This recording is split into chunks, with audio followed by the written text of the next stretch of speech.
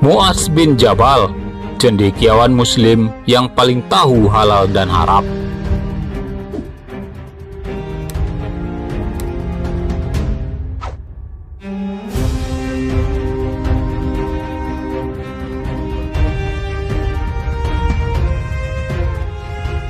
Tatkala orang-orang Ansor berbaiat kepada Rasulullah pada perjanjian Aqabah yang kedua, di antara para utusan yang terdiri atas 70 orang, terdapat seorang anak muda dengan wajah berseri, pandangan menarik dan gigi putih berkilat, serta memikat perhatian dengan sikap dan ketenangannya. Dan jika bicara, maka orang yang melihat akan tambah terpesona karenanya.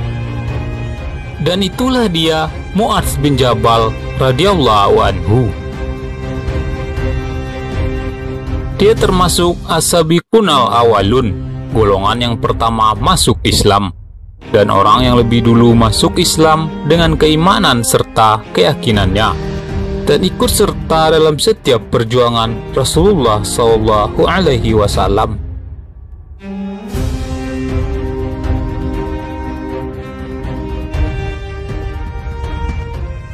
Tetapi kelebihannya yang paling menonjol dan keistimewaannya yang utama ialah fikih atau keahliannya dalam soal hukum. Keahliannya dalam fikih dan ilmu pengetahuan ini mencapai taraf yang menyebabkannya berhak menerima pujian dari Rasulullah SAW. Beliau bersabda tentang Mu'adz bin Jabal, "Umatku yang paling tahu akan yang halal dan yang haram ialah Mu'adz bin Jabal." Dalam kecerdasan otak dan keberaniannya mengemukakan pendapat, Mu'adz hampir sama dengan Umar bin Khattab. Ketika Rasulullah hendak mengirimnya ke Yaman, Rasulullah bertanya, "Apa yang menjadi pedomanmu dalam mengadili sesuatu, hai Mu'adz?" Lalu Mu'adz pun menjawab, "Kitabullah. Jika saya tidak menemukan dalam kitabullah, saya akan memutuskan dengan sunnah Rasul. Jika saya tidak menemukannya dengan sunnah Rasul, saya pergunakan fikiranku untuk berijtihad, dan saya takkan berlaku sia-sia." Maka berseri-serihlah wajah Rasulullah dan bersabda, "Segala puji bagi Allah yang telah memberi taufik kepada utusan Rasulullah sebagai yang diridhoi oleh Rasulullah." Maka kecintaan Mu'adz terhadap kitabullah dan sunnah Rasulullah tidak menutup pintu untuk mengikuti buah fikirannya, dan tidak menjadi penghalang bagi akalnya untuk memahami kebenaran dahsyat yang masih tersembunyi, yang menunggu usaha orang yang akan menghadapi dan menyingkapnya. Dan mungkin kemampuan untuk berijtihad dan keberanian menggunakan otak dan kecerdasan inilah yang menyebabkan Mu'adz berhasil mencapai kekayaan dalam ilmu fikih, mengatasi teman dan saudara-saudaranya, hingga dinyatakan oleh Rasulullah sebagai orang yang paling tahu tentang yang halal dan yang haram.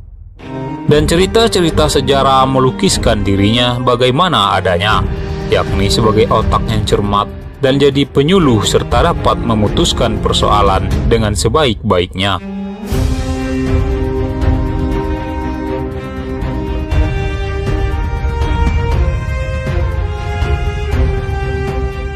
Suatu hari di awal pemerintahan Khalifah Umar, ia masuk masjid bersama beberapa orang sahabatnya. Salah seorang sahabat yang bernama A'idzubillah bin Abdillah bercerita tentang Mu'adz bin Jabal.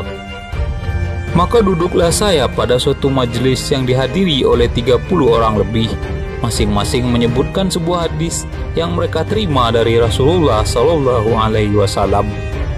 Pada lingkaran itu ada seorang anak muda yang amat tampan, hitam manis warna kulitnya, bersih, manis tutur katanya, dan termuda usianya di antara mereka. Jika pada mereka terdapat keraguan tentang suatu hadis, mereka tanyakan kepada anak muda itu yang segera memberikan fatwanya, dan ia tak hendak berbicara kecuali bila diminta. Dan tatkala majelis itu berakhir, saya dekati anak muda itu dan saya tanyakan siapa namanya. Lalu ia pun menjawab, "Saya adalah Mu'adz bin Jabal."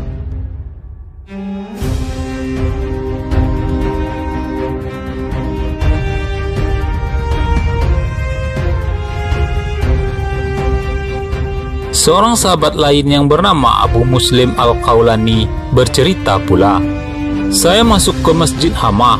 Kiranya saya dapati segolongan orang-orang yang sedang duduk dan di tengah-tengah mereka ada seorang anak muda yang berkilat-kilat giginya. Anak muda itu diam tak buka suara. Tetapi bila orang-orang itu merasa ragu tentang suatu masalah, maka berpaling dan bertanya kepadanya. Kepada teman karibku, saya bertanya, 'Siapakah orang ini?' Lalu dia pun menjawab, 'Itulah dia Mu'adz bin Jabal.' Dan di dalam diriku timbullah perasaan suka dan sayang kepadanya." Sahar bin Hausab tidak ketinggalan memberikan ulasan tentang Mu'adz bin Jabal. Bila para sahabat berbicara, sedang di antara mereka hadir Mu'adz bin Jabal, tentulah mereka akan sama meminta pendapatnya karena kewibawaannya. Dan Amirul Mukminin Umar radhiyallahu anhu sendiri sering meminta pendapat dan buah pikirannya. Bahkan dalam salah satu peristiwa di mana ia memanfaatkan pendapat dan keahliannya dalam hukum, Umar pernah berkata, "Kalau tidaklah berkat Mu'adz bin Jabal, akan celakalah Umar." Dan ternyata Mu'adz memiliki otak yang terlatih baik dan logika yang menawan serta memuaskan lawan, yang mengalir dengan tenang dan cermat, dan di mana saja kita jumpai namanya di celah-celah riwayat dan sejarah, kita dapati ia sebagai yang selalu menjadi pusat lingkaran, di mana ia duduk selalu dikelilingi oleh manusia. Ia seorang pendiam, tak hendak bicara kecuali atas permintaan hadirin, dan jika mereka berbeda pendapat dalam suatu hal, mereka pulangkan kepada Mu'adz untuk memutuskannya. Maka jika ia telah buka suara, seolah-olah dari mulutnya keluar cahaya dan mutiara.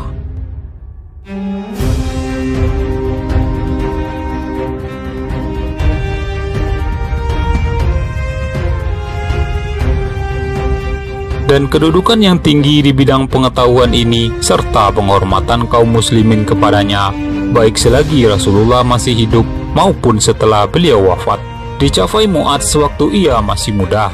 Ia meninggal dunia di masa pemerintahan Umar, sedang usianya belum lagi 33 tahun. Mu'adz adalah seorang yang murah tangan, lapang hati, dan tinggi budi. Tidak suatu pun yang diminta kepadanya kecuali akan diberinya secara berlimpah dan dengan hati yang ikhlas. Sungguh kemurahan Mu'adz telah menghabiskan semua hartanya. Ketika Rasulullah SAW wafat, Mu'adz masih berada di Yaman, yakni semenjak ia dikirim Nabi ke sana untuk membimbing kaum muslimin dan mengajari mereka tentang seluk-beluk agama. Di masa pemerintahan Abu Bakar, Mu'adz kembali ke Madinah. Umar tahu bahwa Mu'adz telah menjadi seorang yang kaya raya, maka diusulkan Umar kepada khalifah agar kekayaannya itu dibagi dua. Tanpa menunggu jawaban Abu Bakar, Umar segera pergi ke rumah Mu'adz dan mengemukakan masalah tersebut. Mu'adz adalah seorang yang bersih tangan dan suci hati. Dan seandainya sekarang ia telah menjadi kaya raya, maka kekayaan itu diperolehnya secara halal. Tidak pernah diperolehnya secara dosa, bahkan juga tak hendak meminta barang yang subhat. Oleh sebab itu usul Umar ditolaknya dan alasan yang dikemukakannya dipatahkannya dengan alasan pula. Umar berpaling dan meninggalkannya.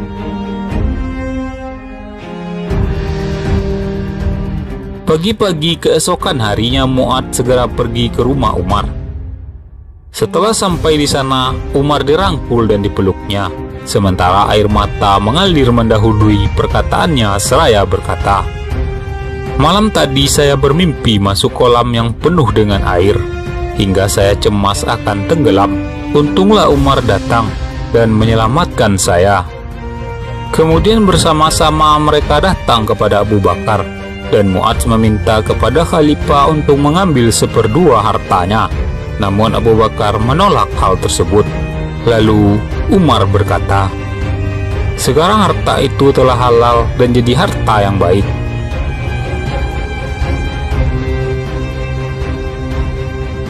Pada masa Khalifah Umar, Mu'adz pindah ke Syria, di mana ia tinggal bersama penduduk dan orang yang berkunjung ke sana sebagai guru dan ahli hukum.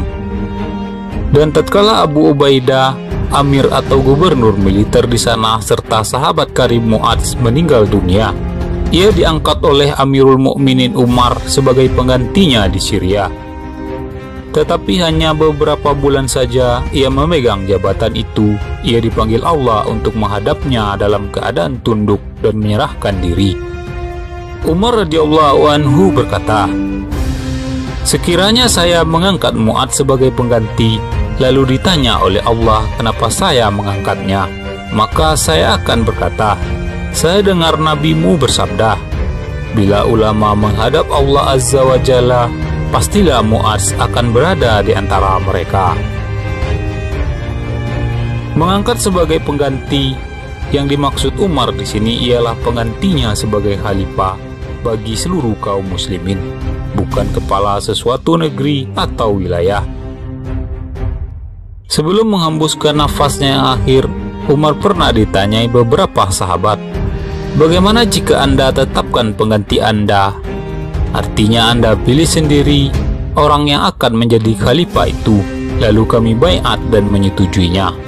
Maka Umar menjawab, "Seandainya Mu'adz bin Jabal masih hidup, tentu saya angkat ia sebagai khalifah, dan kemudian bila saya menghadap Allah Azza wa Jalla dan ditanyai tentang pengangkatannya, siapa yang kamu angkat menjadi pemimpin bagi umat manusia, maka akan saya jawab, saya angkat Mu'adz bin Jabal setelah mendengar Nabi bersabda, Mu'adz bin Jabal adalah pemimpin golongan ulama di hari kiamat."